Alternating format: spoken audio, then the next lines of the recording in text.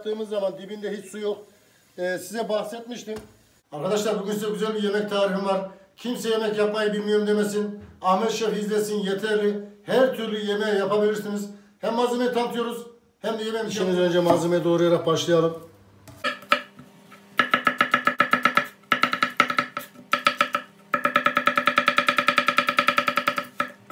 Soğanımız hazır. Genelde ben yemeklerimde kapya biber kullanıyorum. Kapya biber yemeklere çok yakıştığından dolayı, çok lezzet verdiğinden dolayı, bir de ucuz bulduğum zaman hiç kaçırmıyorum.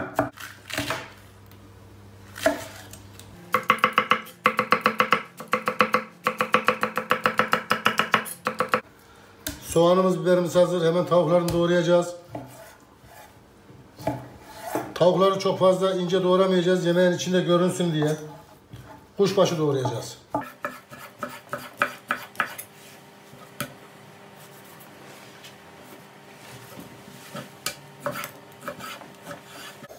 Önce tavamızın içine şöyle yarım fincan bir sıvı yağ kullanıyoruz. Elinizde hangi yağ varsa onu kullanın. Bu yemek yağı sever. Biraz yağlı yapmanız gerekiyor. Önce yağımız bir ısınsın. Arkadaşlar tenceremizde yağımız ısınmaya başladı. Hemen tavukları atıyoruz. Arkadaşlar doğradığım tavukların içine şöyle 100 gram kadar da değerli tavuk kattım. Yemeğimiz daha lezzetli olsun diye. Yüksek ateşte önce bunu iyice bir soteleyeceğiz. Deri yanacak. Tavuğa güzel bir lezzet verecek. Tavuklarımız güzelce bir karamelize olacak. Ondan sonra yemeğimizi yapma işlemine başlayacağız. Arkadaşlar bugün bu tavuğu iyice kavurmamın sebebi şehriye kebabı olacak. Her zaman ne yapıyoruz? Tavuğu suyunun içinde yapıyoruz. Tabii ki bugünkü yapacağımız tavuk suyun içinde olmayacak. Lezzeti kendinde kalacak. Bugünkü kebabımız daha lezzetli olacak. İşletme olsaydı suyunda yapardık. Ben evde en lezzetlisi nasıl yapılır? Bugün size onu göstereceğim. Yüksek ateşte biraz daha şöyle karamelize olsun. Şöyle gösterelim. Tavuğumuz iyice karamelize oldu. Ocağımı en kısık dereceye getiriyorum. Tavuğu içinden yağını süzdürerek bir yağlıyorum. Tavuğun hepsini aldık, bunu bir kenara koyuyoruz. Şöyle bakıyorum. Yeteri kadar yağ var hala. Hemen içine soğanını döküyorum. Soğanlarımızı tavuğun yağında şöyle bir karamelize edelim. Hemen ocağımı orta ateşe aldım geri. Soğanımız iyice kavruldu. Soğanımız iyice kavruldu. Şöyle bir gösterelim. Görüyor musunuz arkadaşlar? Şimdi sıra geldi katı yağını ilave etmeye. Daha önce de söylediğim gibi elinizde hangi yağ varsa onu ilave edebilirsiniz. Bir yemek kaşığı katı yağ, tereyağı varsa tereyağı ilave edin, daha lezzetli olur. Yağı ilave ettiğimiz gibi biberlerini atıyoruz içine. Biberleri de şöyle ortalama 1 dakika kadar bir soteleyeceğim. Domatesini en son kullanacağım. Domates şimdi kullanmayacağım. Biberler de lezzeti bir çıksın. Domatesi en son su vereceğim anda kullanacağım arkadaşlar.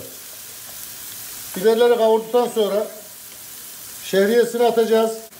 Yemek ne diyor? Bana hiçbir şey yapma, ekmeğe ban ye diyor. O kadar güzel oldu.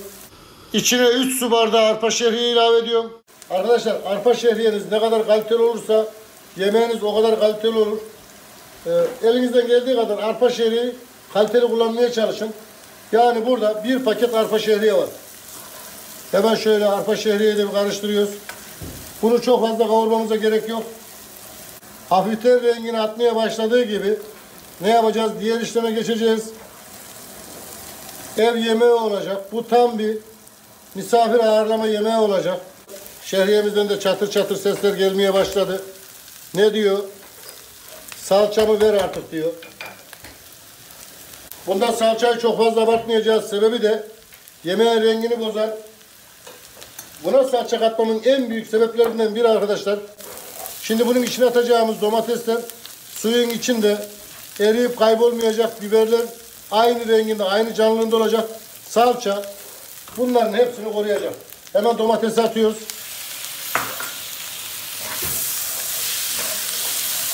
Domatesle beraber şöyle bir karıştıracağız. Salçayı her yere bir dağıtacağız arkadaşlar. Salçanın değmediği hiçbir yer kalmayacak. Salçayı da iyice bir karıştırdık. Ocağı biraz kısayım. Şehriye yakmayalım. Videonun sonunda şehriye pilavı dibine nasıl yapışmaz onu göstereceğim. Onun da ufak bir detayı var. Gene de şehriye pilavı dibine yapışıp ufacık bir detayla onu da çözebilirsiniz. 1 tatlı kaşığı tuz atıyoruz. Tuz atarken tavukları da hesaplayın. 1 çay kaşığı karabiber atıyoruz. Karabiberi şöyle 1,5 çay kaşığına çıkarttım. Bu yemeğe yakışır. 1 tatlı kaşığı da pul biber atıyorum. Şimdi sıra geldi bunun suyunu vermeye. Bunun içinde 3 su bardağı şehriye var. Yani 500 gram. Biz ne yapacağız buna? 6 su bardağı su vereceğiz. İçindeki biberi domatesi hesapladığımız zaman 5,5 su bardağı su vereceğiz. Yarım su bardağı suyunu düşüreceğim.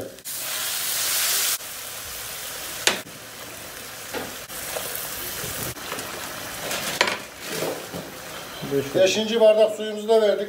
Normalde bu 6 su bardağı su yer. İçinde soğan ve domates biber çok fazla olduğundan dolayı 5,5 su bardağı su veriyor. Arkadaşlar şu kaynamayı görmezsek su dibinde kalır, buhar dönmez. Pilavımız istediğimiz gibi çıkmaz. Hemen bunun kapağını kapatıyoruz. Kapağını kapattık. En kısık dereceyi alıyoruz. Saatimizi 13 dakikaya ayarlıyoruz. 13 dakika buna bir daha dokunmayacağız. Anladım. Arkadaşlar tam 13 dakika oldu. Şöyle bakın. Daha önce kontrol ettim. Şöyle yaptığımız zaman dibinde hiç su yok. Size bahsetmiştim. Dedim ki arkadaşlar pilavı kapattığınız zaman dibinde yanma olur.